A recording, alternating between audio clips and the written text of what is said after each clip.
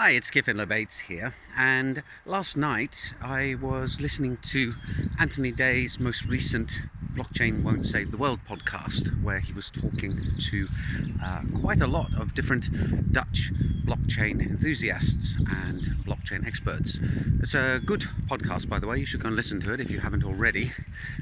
I found it particularly interesting because I grew up in Holland, so I lived there from the age of 8 till 18, and even went to a Dutch basisschool, or primary school, back in the beginning part of my time there.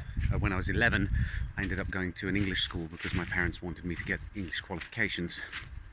So anyway, my childhood aside, one thing I found very interesting was the reasons that the people on the podcast were giving for why Holland is a blockchain powerhouse, or a nation that is interested in blockchain beyond the normal level. Particularly because I now live in Finland, where the interest in blockchain has been, relatively speaking, rather low. There's not been the same kind of creation of companies or organizations to promote blockchain.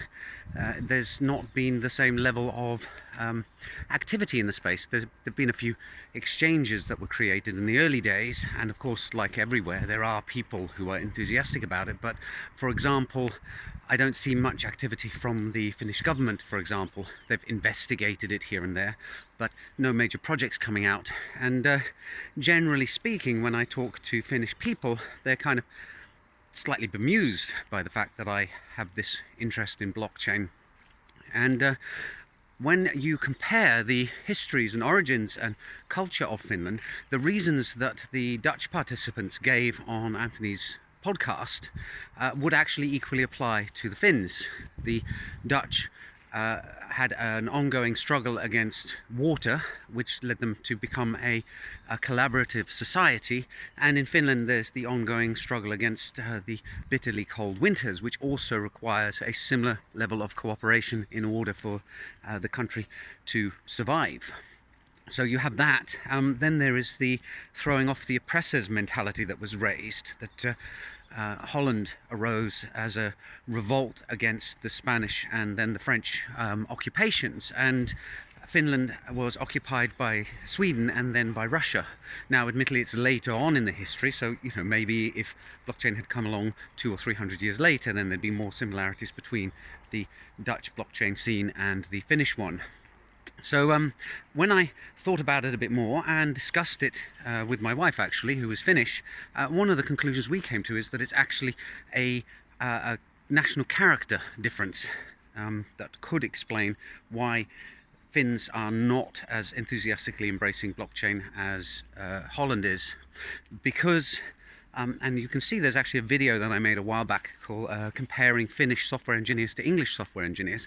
In Finland, there's a certain character trait where people don't tend to like to take credit for something, where they actually, I see it as them not having faith in their ability to be creative or innovative. And I think that arises from the schooling system that they have, where as part of an egalitarian, everybody should have an equal opportunity, there's also a certain level of downplaying individual achievement that is put forward.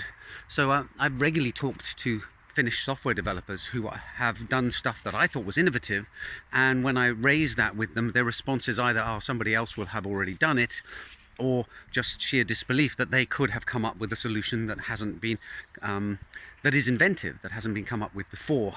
So whereas when I look at the character of the Dutch, and of course I'm generalizing here, not every Dutch person is the same, but Dutch people tend to be a lot more gregarious and outgoing. They tend to be a lot more individualistic, and I guess a lot more tolerant of eccentricities and differences between individuals. So Finns are a bit more conservative and a bit more taciturn and reserved, and I think that possibly has an impact on why blockchain would not be as adopted in Finland as it is in Holland. And then I think also there's a much higher level of a sort of conservative nature in Finland, and I mean that with a small c. compared to the Netherlands, that the Netherlands is just more of a sort of let's give it a go kind of nation, whereas Finland is much more of a this method has worked, so we'll continue using it.